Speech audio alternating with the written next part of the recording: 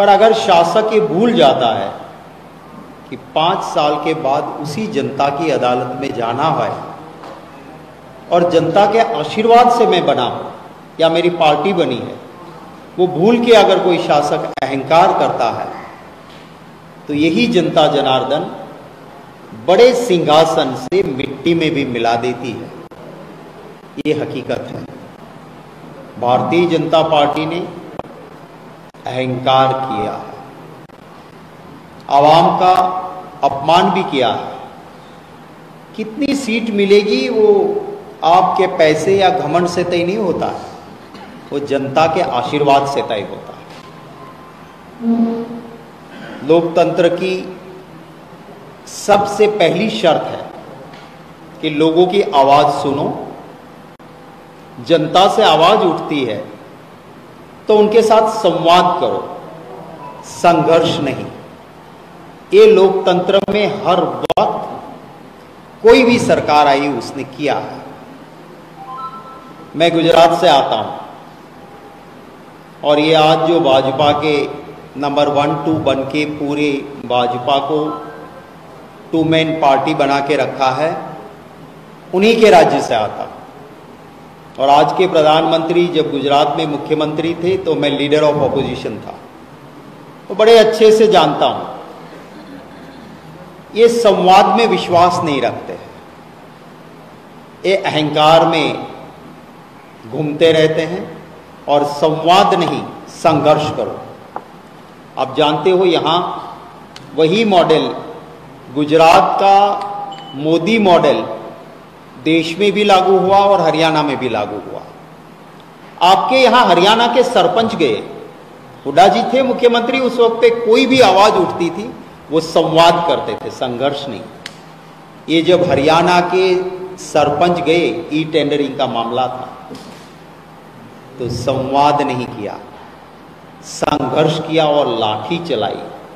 और उसी वक्त सरपंचों ने ठान ली थी और कहा था कोई बात नहीं, आज हमारे आपके घर आए, आपने संवाद नहीं किया, लाठी मारी, आना जरा चुनाव के वक्त देखते हैं। अब मुझे अभी मैंने देखा 2-3 दिन पहले का खट्टर जी की कोई जनसभा का मंच की हालत, तो ये जनता की ताकत है। हमारे किसान अपनी आवाज लेके महीनों तक आवाज उठाते रहे। क्या प्रधानमंत्री की जिम्मेवारी नहीं थी कि उनसे संवाद करे? संघर्ष किया। कितने किसान शहीद हुए। आज भी किसान, जो उनकी दी हुई गारंटी थी, एमएसपी कानून बनेगा और नहीं बना, मांग है किसानों की, संवाद नहीं हो रहा है, संघर्ष हो रहा है।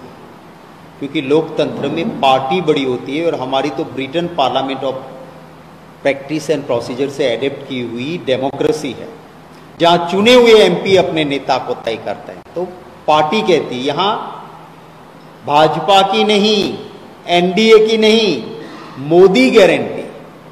तो इसीलिए मैं आपको याद दिलाना चाहता हूं आपके जरिए हरियाणा के आवाम को कि याद कीजिएगा, हम जब कभी बैंक में भी कोई गारंटर गारंटी देने जाता है तो उसका पास्ट देखते हैं कि ये डिफॉल्टर तो नहीं है ना, फिर उसकी गारंटी एक्सेप्ट होती है।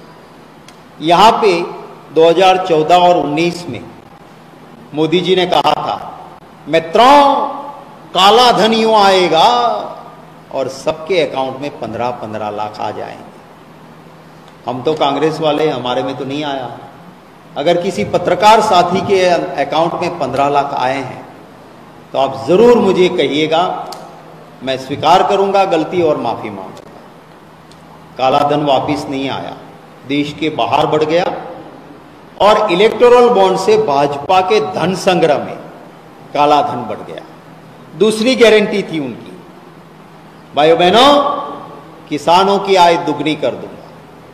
याद कीजिएगा, किसान की आय दुगनी नहीं हुई, खर्चा जरूर दुगना हुआ। डीजल के दाम, खाद के दाम, खाद के बोले दाम नहीं बढ़ाया, क्वांटिटी कम कर दी। कहते कि बैग का वजन कम कर दिया, दाम नहीं बढ़ाया कह रहे हैं। बीज ये सारी चीजें महंगी हुई, माने किसान का खर्च दुगना हुआ, आय दुगनी नहीं हुई। कहा था मेरे जवान का मित्रों एक सर जाएगा 20 सर लेके आऊंगा। चाइना की बॉर्डर पे बिहार रेजिमेंट के 20 जवान शहीद हो गए और चाइना के सैनिक को एक खरोंच तक 56 इंच का सीना जो कहते हैं वो नहीं कर पाए। एक गारंटी और दी थी, बहुत हुई महंगाई की मार करके बोले थे ना कि मोदी सरकार आएगी महंगाई जाएगी। क्या हुआ हालत? 400 का गैस का सिलेंडर 1100 1200 पे पहुंचा। अब चुनाव आ रहा है तो उसमें थोड़ा कम किया, पर कांग्रेस के इस वक्त में जो था उससे डबल से ज्यादा आज भी गैस का सिलेंडर है। पेट्रोल और डीजल महंगा हुआ। कह रहे थे डॉलर के सामने रुपया कमजोर होता है तो समझ लो कि दिल्ली की सरकार कमजोर है, प्रधानमंत्री कमजोर हैं। जब मनमोहन सिंह जी प्रधानमंत्री थे तब मोदी जी कहते थे वो तो अच्छे प्रधानमंत्री थे। मोदी जी कहते थे इनकी उम्र के साथ रुपया कंपटीशन कर रहा है। अरे मनमोहन सिंह जी ने तो रुपये को कभी उम्र से आगे नहीं जाने दिया, पर रिकॉर्ड ब्रेक रुपया गिरा तो मोदी जी के वक्त में गिरा। और उनकी उम्र से 2 बर्थ डेट है उनकी, हाँ उसमें भी उसका हर फेक चलता है, उसमें डिग्री नहीं बर्थ डेट भी 2 है। मेरी वेबसाइट पे देखोगे तो उसके सबूत भी मैंने लगाया। वो दोनों बर्थ डेट से आगे रुपया चला गया, इतना रुपया कमजोर हुआ है।